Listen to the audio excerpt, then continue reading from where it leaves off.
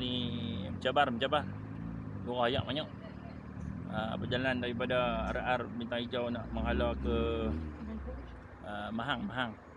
Percubaan ni Bukit Tiga Beradik ni sangkut sikit lah. Ada sahabat sangkut. Tapi tak apa, kita try cuba tengok. Bukit ni pacak-pacak ni sini. Tengok lah. Dia tu tunggu bawah. Dia nak boleh naik. Tak lepas lagi, sangkut. Sangkut lagi, tak lepas. Okey, nanti bagi tahu,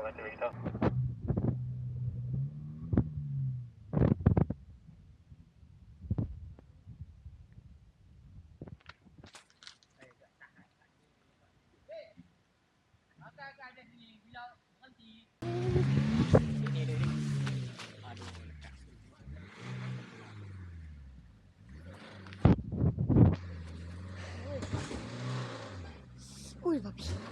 Memang gitu. Dia masuk lubang pula. Dia betul Ya. Dia betul saya. Tak lepas naik.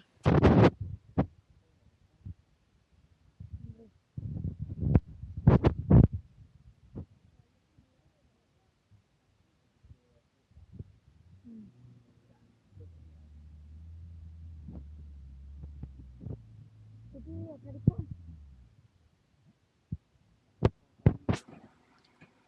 Ini tadi abang aku dah baru tepi. Tadi banyak relax dah.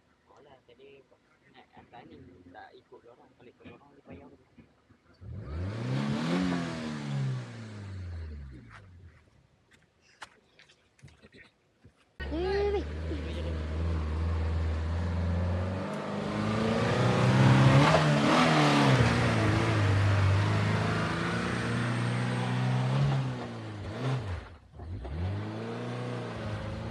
Bapak aku tu.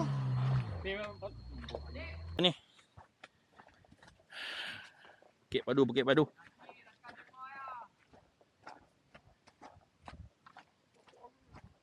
Oi, Bukit Pacak. Bukit Pacak.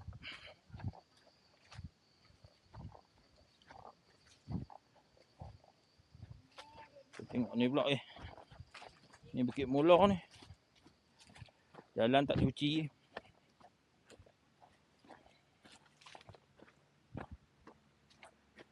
Alright. Jentera. Sini ni, tanah ni.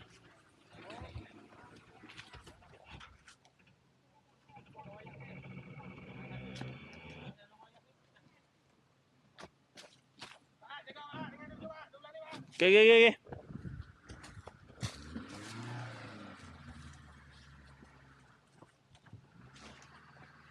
Oh yo, ini tu. Bo.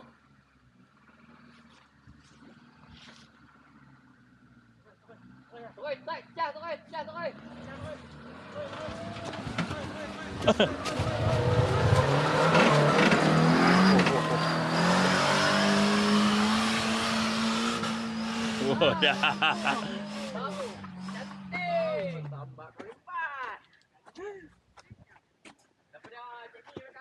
Habis. Ini tak apa. Yang ni joki lenjan memang ni. Betul nak.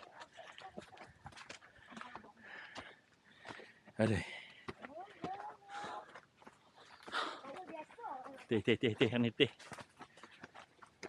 Sagi ni lah. Kita buat anchor ni lah. Panggil. Boleh pakai wing. Kelas